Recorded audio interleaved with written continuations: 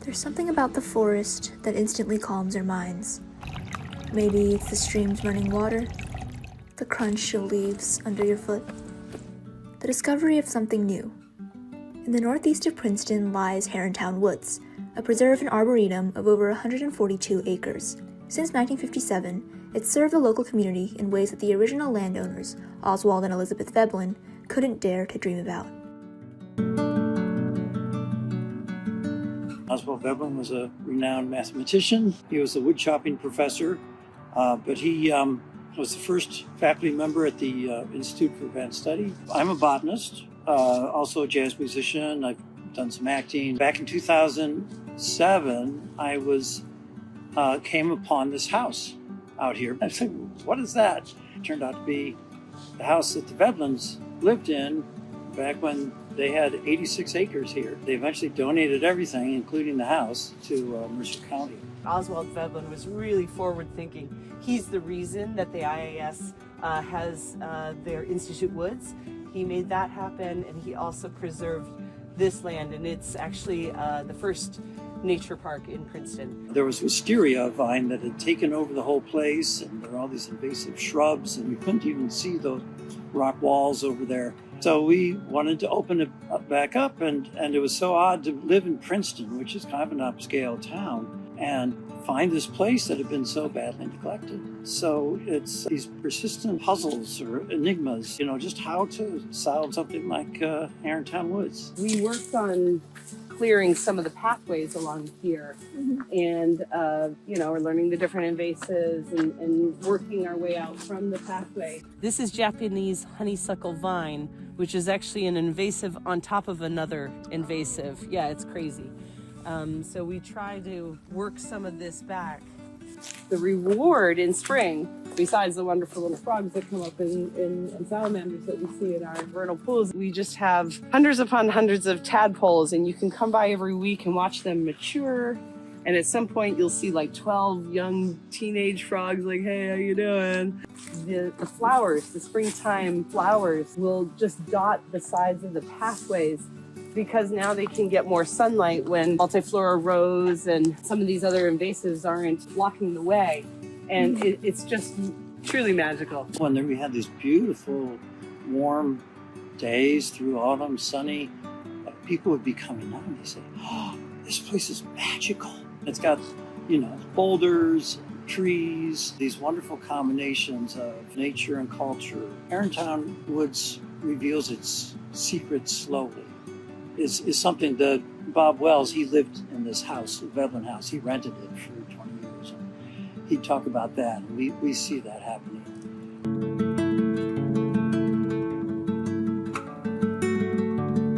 We've been trying to, bring people in, create a place where people can exercise their passions. That particularly happened during the pandemic when we were creating the Botanical Art Garden. People came and we said, well, you want to do something here? This was, it was all like invasive species, and we cleared it. So we were just kind of creating.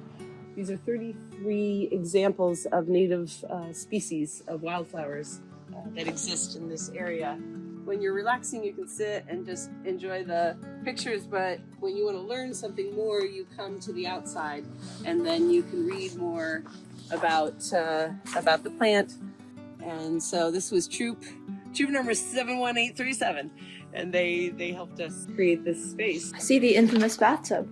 The famous bathtub. Do you know the story of this? No. So we don't know the story of this. It's been here for we don't know how long, but there's a magazine called Weird New Jersey. And you can find an article where they take pictures and talk about this tub. So it's become part of our folklore, and somebody put a skeleton in it and a broken TV, which I think sort of is a commentary on nature and people and what we're doing to the woods. But what we decided, we got rid of the broken TV, but we decided to keep the skeleton in the bathtub. And then I decided, it's a long story, but I suggested, Steve had like 4 ping pong tables that he had collected because he sort of scavenged things and reuses things. And so why not have this out in the woods, and people enjoy. They come and they're like, what? We found where Elizabeth Veblen had a garden because the old posts, the old red cedar posts, don't rot. And so those were still there. They were all tangled up with wisteria and invasives. And then this woman who moved here from France, Mathilde, she has a passion for gardening, and she has little kids. And so she wanted to teach little kids and their parents about gardening. So they learned how to plant, and then she always has like some kind of art activity that they come back out here with a snack. So they literally made little roadster cucumbers sliced up with the wheels. That truly sets us apart from places. You know, we're not all perfect and tidy and, you know, don't touch and all that. We want people to come in and participate and dig in the earth and all that. So it's truly a people's park. And then we have a woman named Danny Zhao who wanted to do a Lunar New Year celebration, a dragon procession. So the Barden turned out to be a great place. We had like 200 people, a bunch of kids, and we had these dragons. It's really great to have so many different traditions that kind of come together in building community through stewardship is what we call it. My generation, they grew up along a creek. You know, there'd be a creek in the backyard. They'd be hanging out with, you know, just exploring the creek and the crawdads and all that. And now it's a little harder. You know, kids are more like protected and channeled, and they have not so much free time. But here they have, you know, particularly in the Botanical Art Garden, because we have a gazebo, the homeschoolers and others can come. The parents hang out, socialize, while their kids have this free-range childhood experience. The kids go crazy over the frogs, which have taken up residencies. You know, our frogs in residence during the summer. This is an example of the People's Park. During COVID, I'm pretty sure, this mother and two small kids, she said, I'd like to make you a frog pond. And we were like, oh, okay. And so you can see they dug it out, they lined it with plastic, and wouldn't you know, some frogs right away moved in. Inga has a passion for hosting events, so she's very creative, like coming up with her birthday celebrations and finding all these different specialists who will come and share their knowledge. I also started the Princeton Salamander Crossing Brigade, so yeah. That's so cool. Could you say more about like the Salamander Crossing Brigade and how that has played out over the years? Sure. And I think it speaks to kind of how our park works, that things evolve and are allowed to grow naturally, because this place is very natural.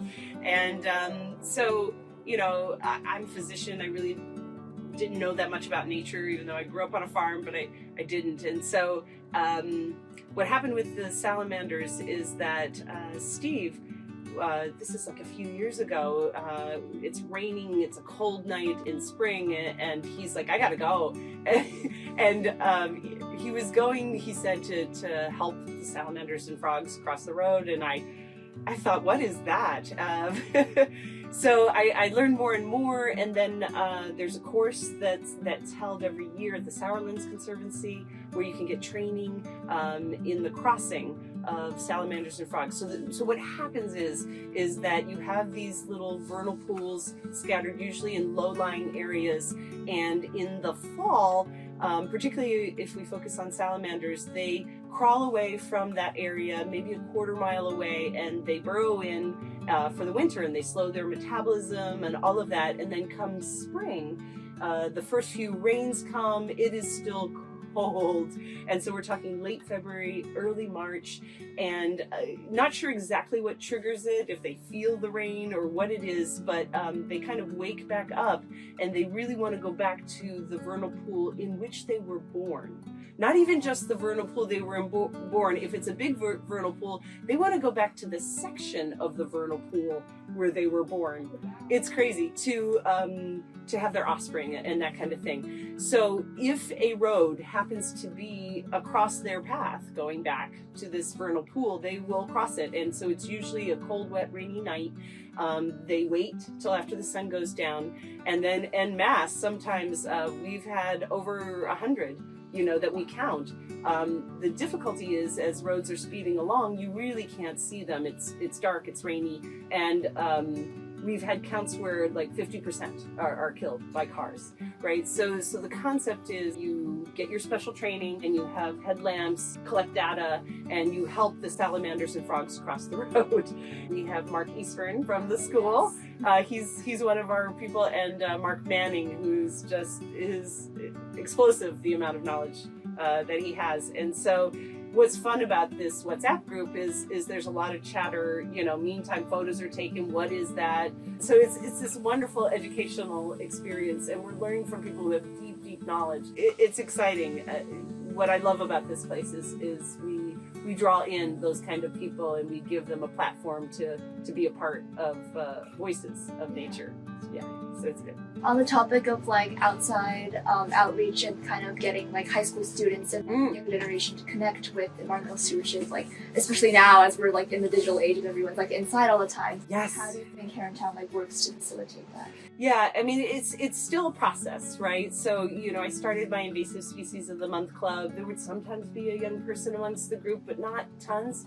We do have a project that we're doing with the high school. So it's with one of the teachers, James Smirk, and so Steve is our expert, and I can't emphasize enough how important I find that is to he's a botanist. So we get out there and we've changed those two areas, the Eco Lab and then the area that's in front of the tennis courts. They needed help, and so the idea was to bring in native species, take out the invasives that are there. So we've met with the students, the intro bio class, and then specifically the environmental students. And it's just really gratifying when I hear them chatter and they have some knowledge of some of these invasive species. That's a real win, because I feel like it's something that should be taught in every school, right? Like, what are your local 30 native plants? What are your local 30 invasive species? And then, my gosh, then a kid from Princeton talking to someone from Phoenix, Arizona would have a really incredible deep conversation, right? But that is hard because it's so varied. Like, how do you do that? But I want to be a part of that process where we start to get people, because I think for young people there's a hunger to really what can I really do, and I think it's more than just like, oh, let's recycle and things like that. Not that that's great, but let's get some really deep knowledge, and that gets into that whole thing about see it, know it, love it, protect it, right? So if you don't come out here and you don't, then you take a walk in the woods, you enjoy it, you see it. But if you start to learn, when I was taught, okay, here's one invasive species, pilewort, learn all the aspects of it, how to remove it, and then the native plants that you can start to name and care for. So I was starting to know it, and your love just grows at that time. And then beyond that, you have that continued desire to protect it. Herrontown Woods is a place full of possibilities, wonder, and camaraderie waiting to happen. So the next time you want to reconnect with Mother Nature and escape the mundane routine of life, hop over to 600 Snowden Lane. You never know what treasures you might find. Because once you see it, you Know it. Love it. Protect it.